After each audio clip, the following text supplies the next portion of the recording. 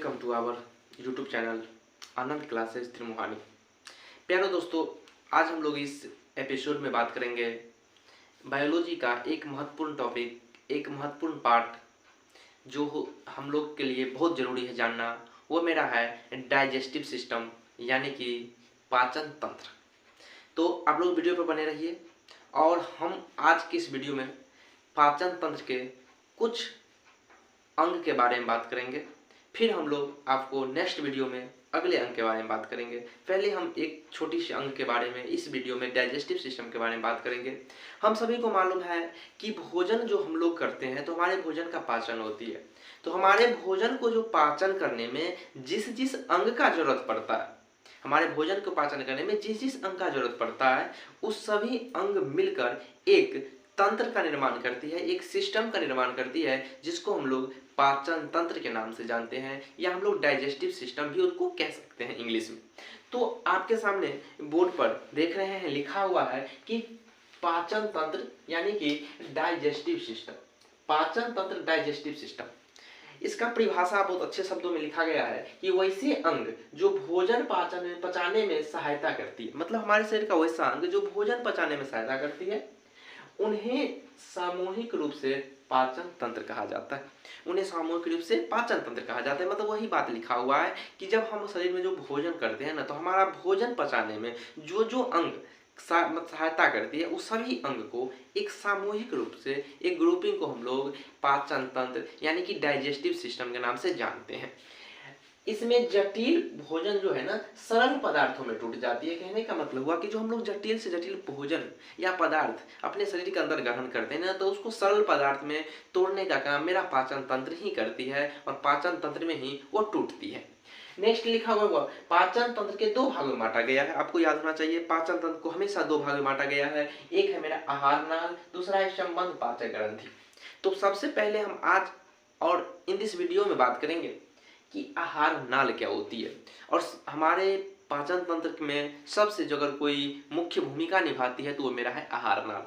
तो गौर से देखिएगा, आहार नाल, आहार नाल यह मुख गुहा से प्रारंभ होकर गुदा तक रहता है। पाचन के समय भोजन आहार नाल में ही रहती है। कहने का मतलब मेरा ये हुआ कि हमारे मुख गुहा से शुरुआत होकर और मेरे गुदा तक आहार नाल ही रहती है। और भोजन जिस पाचन होती है ना, तो जब तक पूर्ण रूप से पाचन न हो जाए तब तक मेरा भोजन आहार नाल के अंतर्गत ही रहती है। मतलब पूरा भोजन का पाचन किसके अंतर्गत होती है अगर आपसे पूछा जाए तो आहार नाल के अंतर्गत होती है। नेक्स्ट लिखा हुआ है कि आहार नाल की लंबाई लगभग 32 फीट होती है, यानी कि 8 से 10 मीटर की होती है। मतलब आहार नाल का जो लंबाई होता है ना, लगभग 32 फीट यानी कि 8 से 10 मीटर के रेंज में होती है आहार नाल की लंबाई। ये आपको याद रखना है, बहुत इंपॉर्टेंट पार्ट है कि कई बार एग्जाम में पूछा गया है, चाहे वो बोर्ड का एग्जाम हो या एनी कंपटीशन का एग्जाम हो, कई बार एग्जाम में ये पूछा गया है ये आहार नाल की लंबाई कितनी होती है। तो आहार नाल की लंबाई 32 फीट यानी कि 8 से 10 मीटर की होती है। नेक्स्ट है आहार नाल के अंतर्गत, मतलब आहार नाल के अंतर्गत क्या क्या कौन कौन से अंग आते हैं। तो देखिए, गौर से देखिएगा, यहाँ पर आहार नाल के अंतर्गत मुख गुहा, ग्रास नली, अमाशय, छोटी आंत, बड़ी आंत, मलाशय तथा गुदा द्वार आती है। मतलब आहार नाल के जो अंतर्गत होती है ना, यही सब पार्ट आते हैं। मुख गुहा आती है, ग्रास नली आती है, अमाशय आती है, छोटी आंत आती है, बड़ी आंत आती है, अमाशय आता है, गुदा द्वार आता है। यही सब पार्ट आहार नाल के अंतर्गत आती है। तो ये मेरा, हम आगे बात करते हैं जो तो मेरा दूसरा पार्ट था पाचन तंत्र का, संबंध पाचक ग्रंथि। यह संबंध पाचक ग्रंथि था, इसको थोड़ा अच्छा से लिख देते हैं, डाइजेस्टिव सिस्टम है ये। मतलब संबंध पाचक ग्रंथि था दूसरा पार्ट। ये मेरे भोजन पाचन करने के समय में ना जितना भी एंजाइम का जरूरत पड़ती है ना, वो सभी एंजाइम का जो निर्माण करता है ना, यही संबंध पाचक ग्रंथियां करती है। हमारे शरीर में भोजन जब पाचन होती है तो उस समय कुछ ना कुछ एंजाइम का जरूरत पड़ता है। आप बहुत बच्चे बोलेंगे सर एंजाइम क्या होती है। एक छोटा सा हम एग्जाम्पल के माध्यम से आपको समझाएंगे कि एंजाइम क्या होती है। सुनिएगा, हम लोग कोई भी वर्क करते हैं, अगर मान लीजिए हम लोग घर में अगर मान लीजिए हम लोग आटा को गूंथ के रोटी बनाते हैं, तो आटा जो होती है ना, तो आटा को मिलाने के लिए, आटा को इकट्ठा करने के लिए उसमें पानी मिलाते हैं। तो पानी मेरा एंजाइम हो गया। सेम टू होती है जब मेरा शरीर में भोजन अंदर जाती है, तो मेरे भोजन को मिक्स करने के लिए एक पदार्थ की जरूरत पड़ती है, एक चिपचिपा पदार्थ, और एक छोटी सी, हम लोग को समझिए चिपचिपा पदार्थ समझ जाइए, उसी का जरूरत पड़ती है, उसी को हम लोग एंजाइम कहते हैं।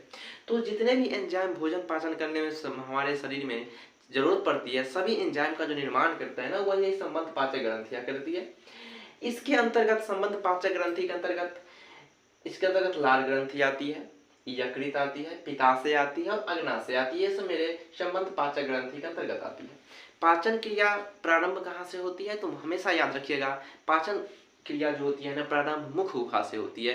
बहुत इंपॉर्टेंट पार्ट है कि पाचन ग्रंथियां प्रारंभ कहाँ पे होती है, तो मुख गुहा से। और पाचन क्रिया पूर्ण कहाँ पे होती है, तो पाचन क्रिया पूर्ण हमेशा छोटी आंत में होती है। इस बात को याद रखिएगा कि पाचन क्रिया जो हमेशा स्टार्ट होती है वो मुख गुहा से और खत्म होती है, यानी पूर्ण होती है छोटी आंत में। बड़ी आंत में जल का अवशोषण होती है। पाचन करने के बाद जो भी जल हमारा अवशिष्ट पदार्थ के रूप में निकलते हैं, उसका अवशोषण करने का काम कौन करते हैं, तो बड़ी आंत करते हैं। ये मेरा पाचन तंत्र का पहला पार्ट आहार नाल था। अब हम लोग, सॉरी, आहार नाल का पहला पार्ट था। अब हम लोग बात करेंगे आहार नाल का सबसे इंपॉर्टेंट पार्ट मुख गुहा के बारे में, जहां से हम लोग का पाचन क्रिया प्रारंभ होती है।